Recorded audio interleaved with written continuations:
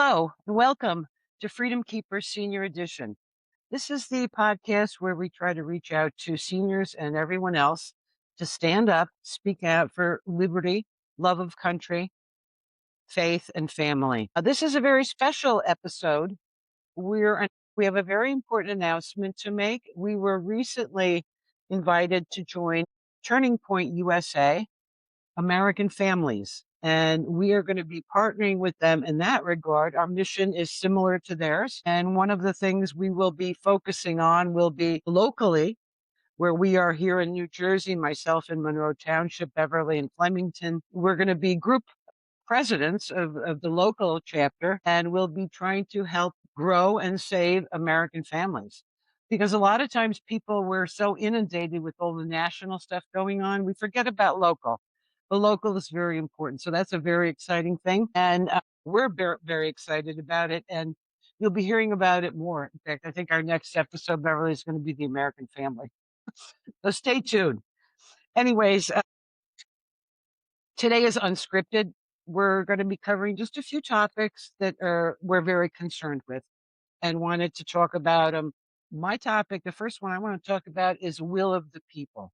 Now, Thomas Jefferson said, will of the people is the only legitimate foundation of any government.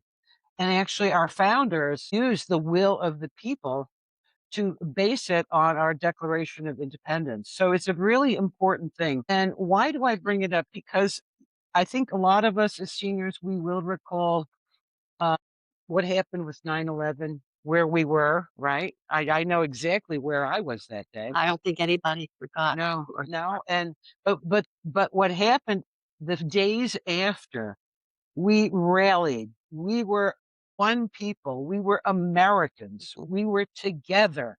We were so united.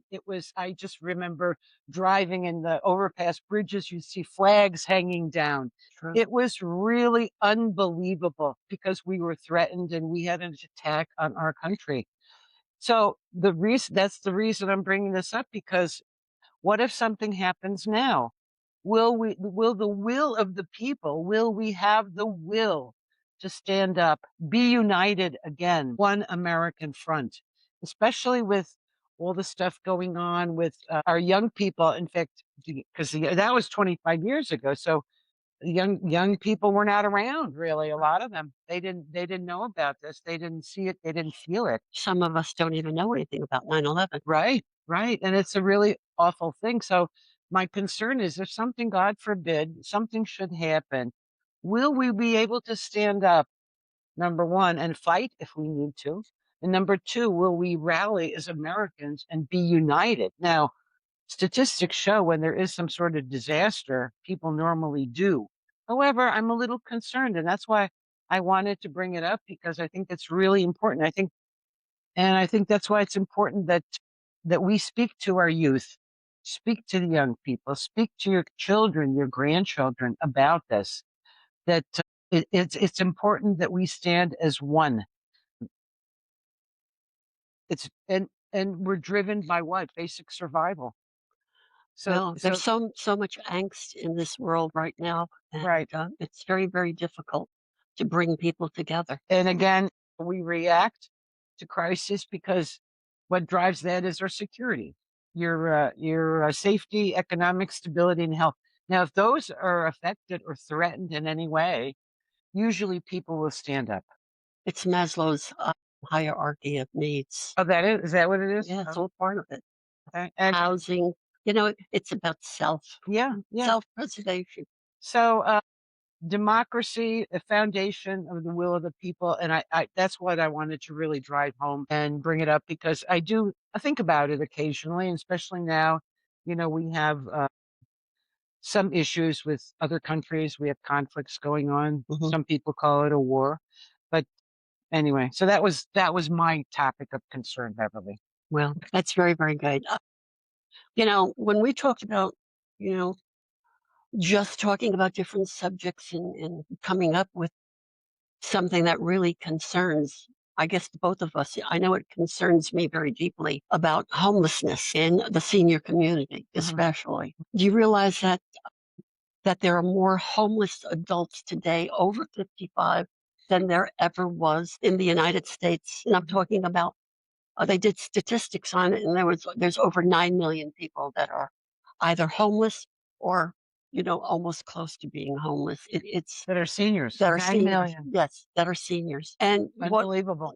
what's happening is that it's being driven by people like us living on fixed incomes, and the cost of living skyrocketing, and the fixed incomes are just staying fixed. Right, right. So you think about it, it's like, how do you survive? Mhm, mhm. How do you, how does somebody, if they're used to paying like maybe 15 or let's say $1,000 for rent, and their Social Security is maybe 2,000. So okay, they have enough to pay for their utilities and food. I mean, it's tight, but they're able to do Mhm. it. But I hear stories that some of these people get an increase of $600 to $1,200 a month. Yeah, yeah. How do they do it? Unbelievable, So they have, unbelievable. yeah, so they have to start digging into their Yeah. savings. And what happens?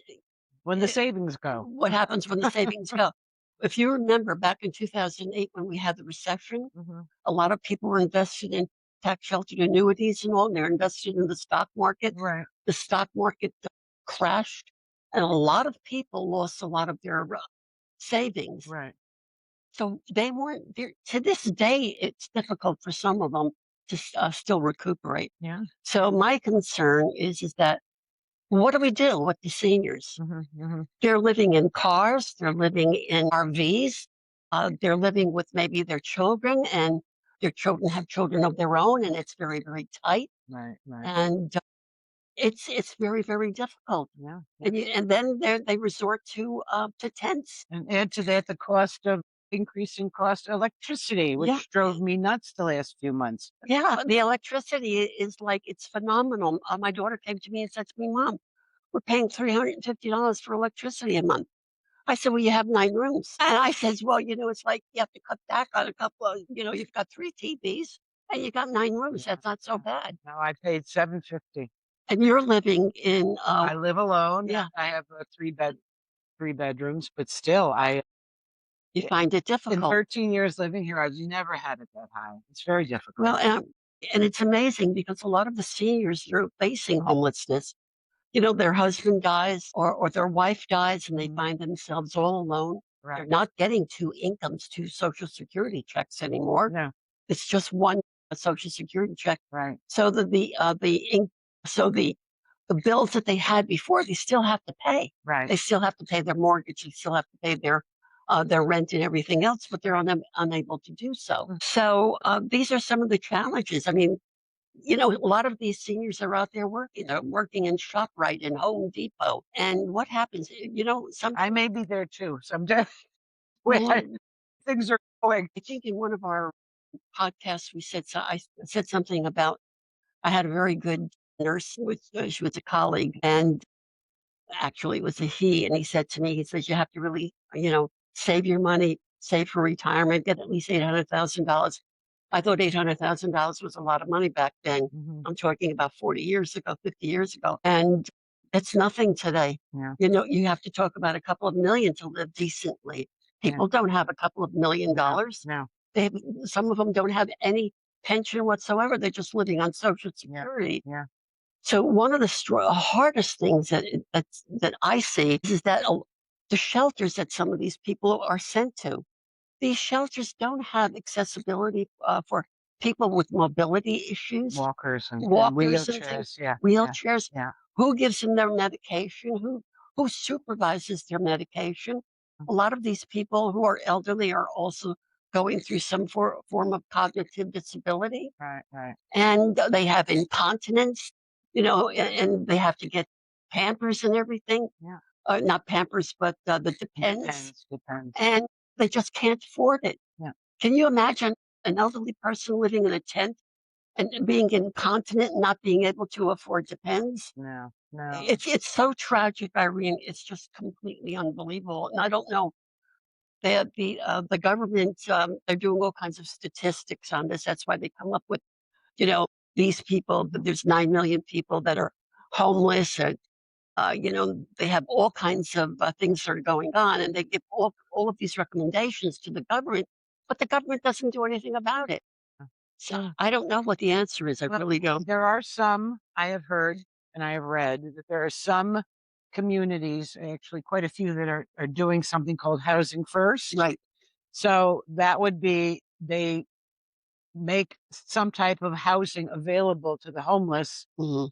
and regardless of whether they have a substance abuse problem or an alcohol problem or whatever. So the principle is to get them into housing where they're safe, they're warm, they have a roof over their heads, and then they would treat them for these substance abuse or alcoholism or other problems or mental illness that they have. So there are communities that are doing that. So I suggest we, contact. I'm planning to go to the council a meeting of my township and see if they're doing anything like that, because that would be that would be a great thing.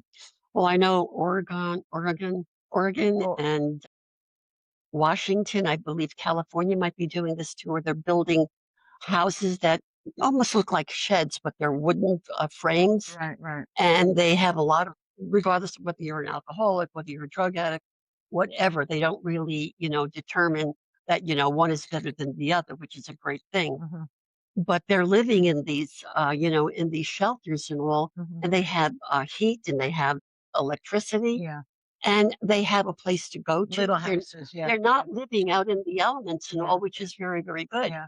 But it's maybe the younger people can survive in conditions like that, but it's very difficult for the elderly to Right. survive that way. But it's better than the street. Better than being on the street. Right. Yep. Another thing I've heard people, you have to contact your local officials to support. There's eviction prevention. So they should introduce laws and policies where eviction is prevented, particularly for the seniors. Right. And you can connect with individuals and connect these individuals who are homeless or almost homeless seniors. You can also connect them with official resources, because most communities do have resources or people who help the elderly.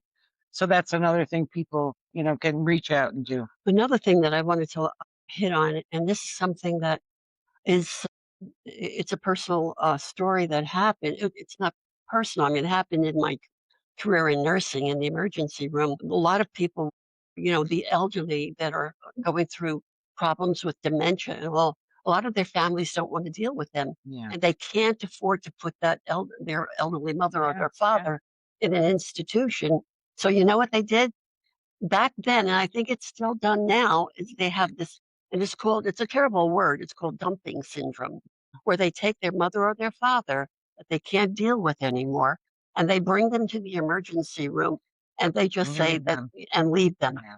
One day, and I have to tell you the story, and it's really it stayed with me all these years. I'm talking 40, 50 years ago. I was in the emergency room and I went to this one patient who was sitting on the bed, and she was dressed very beautifully.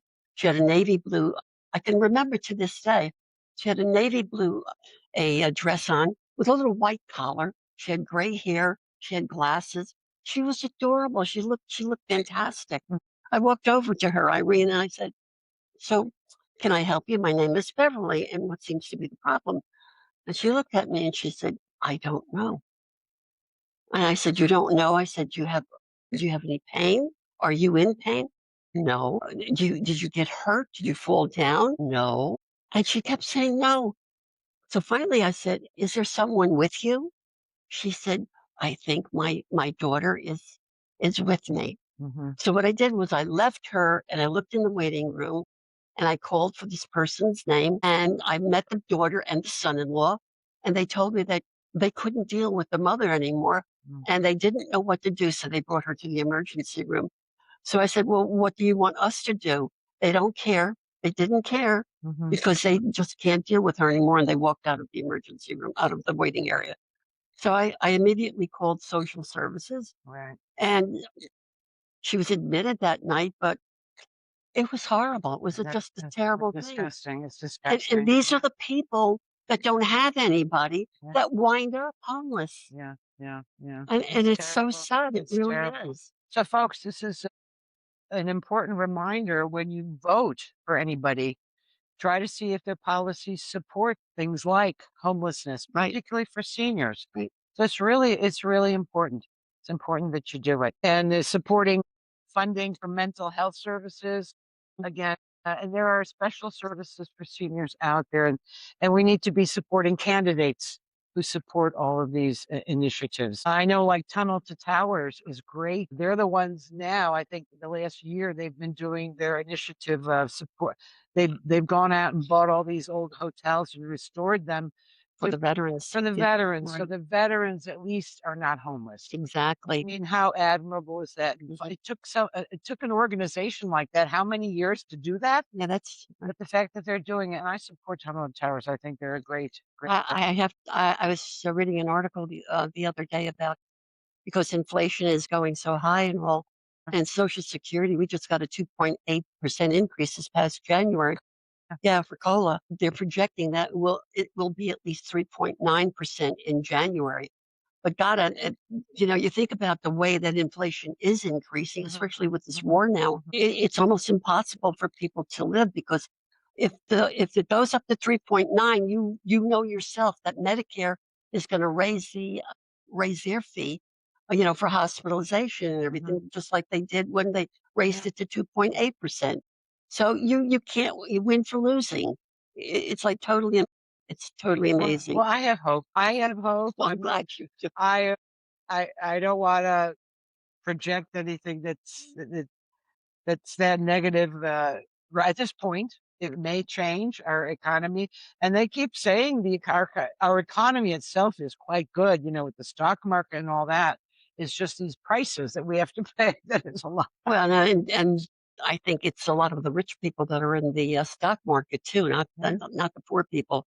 The middle class and the poor can't afford to go into the stock Well, market. no, but it affects our 401ks for those of us who are retired. Like I have a 401k, supposedly. I don't know.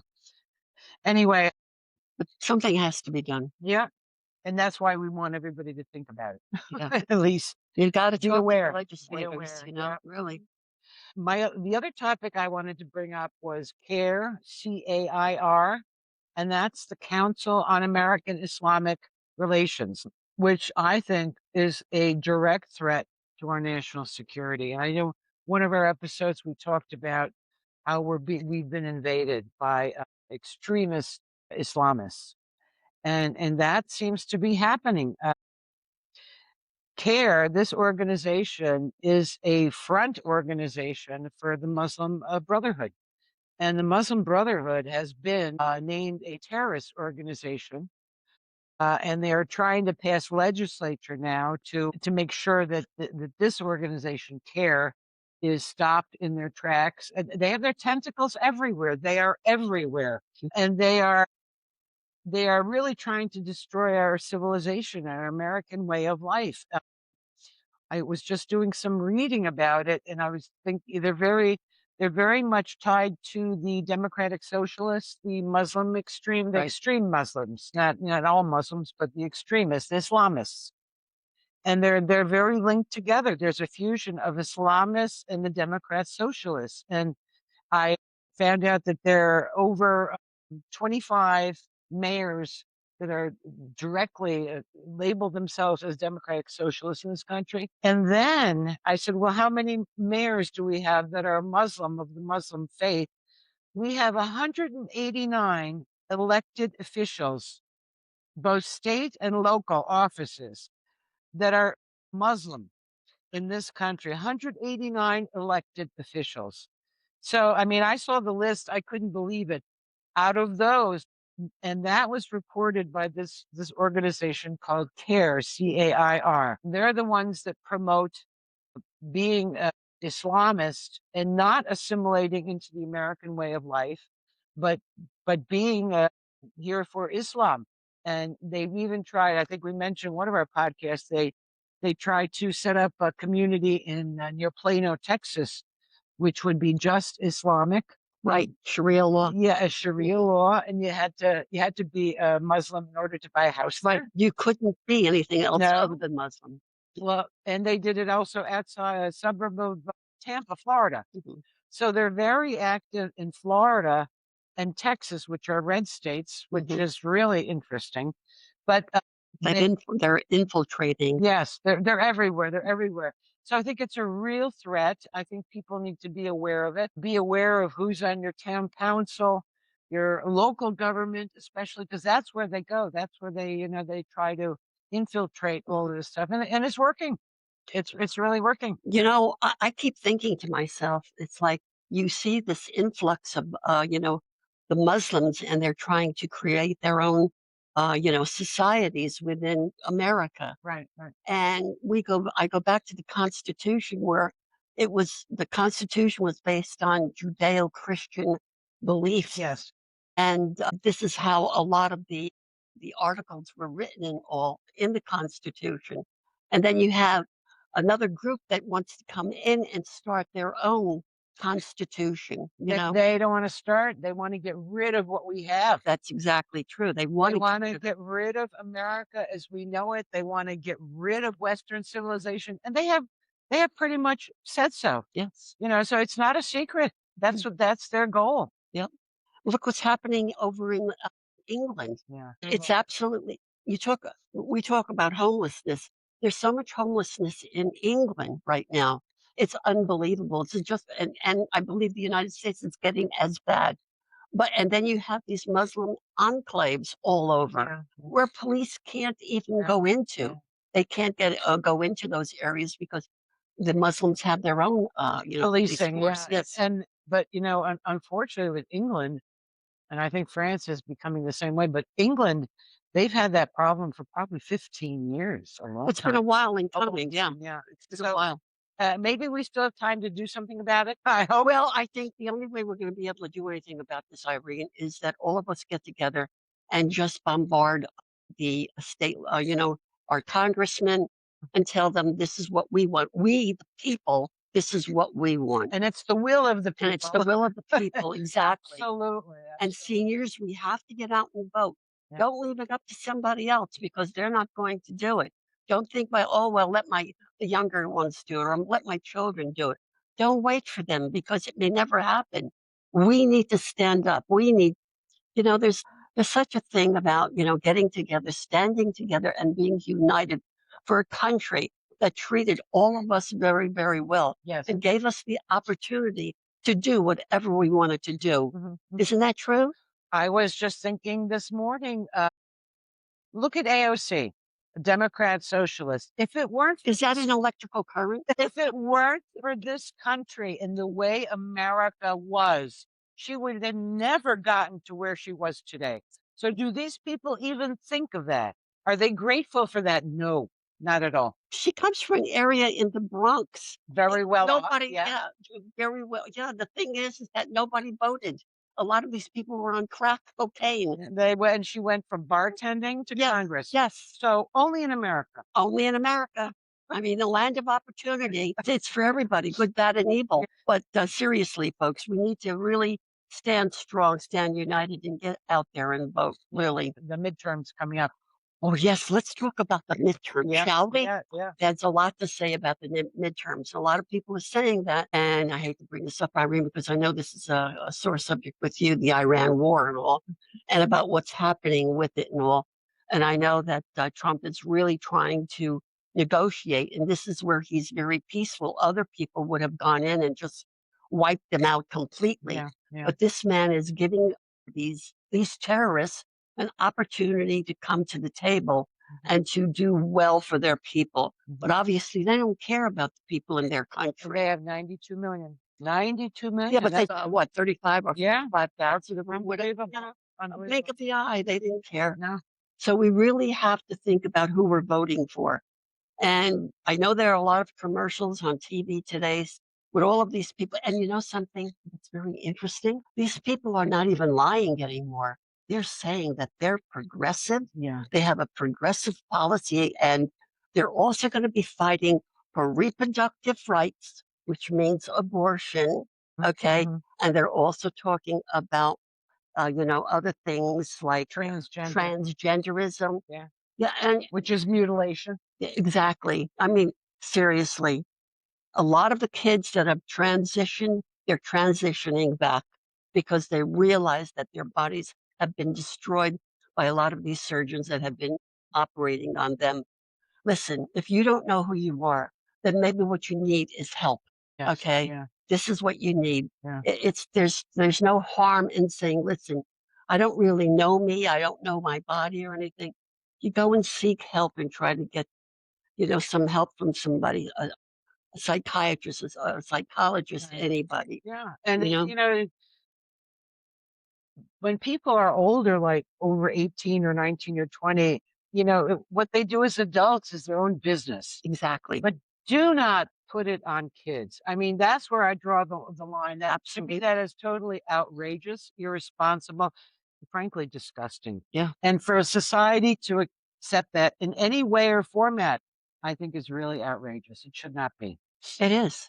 So the midterms are very important. You Yeah. really need to vote for the person who's really ready to stand up for America, stand up for freedom, and stand up for the love of their country. Yes. And that's what a lot of these people who are voting for, who are running in the Republican Party, that are standing for freedom, for love of country, and just love for one another. Yeah. Let's stand up for the nuclear family. Yes. Let's stand up for our children and our children's children. And we talked about this before, how important it was back then in the 50s growing up. It was the American dream. Mhm. And the American dream is dead for a lot of people today. Let's bring it back. We Mhm. can do it if we stand united. Yes. But we need your help. Yes, we do. We do. Yes. So what else did you want to talk about, I Iris? think we covered quite a bit today, but again, uh, we want to thank you all for being with us today. And our next episode, I think we're going to do the American family. Yeah, So we we'll are. get into more detailed information about that. In the meantime, though, I think I enjoyed talking about all this. Well, I just want to let everybody know that both of us are thrilled to death about joining a Turning Point USA. And I just want to say that both of us are very, very much into the family. And it's not just seniors. In order to get to be a senior, you have to be a young adult. Right, Okay. right. So let's all get together. Let's all stand united. Yeah. And we've gone over a few topics that are really near and dear to us, and we hope you enjoyed it. And please reach out to us if you have any comments.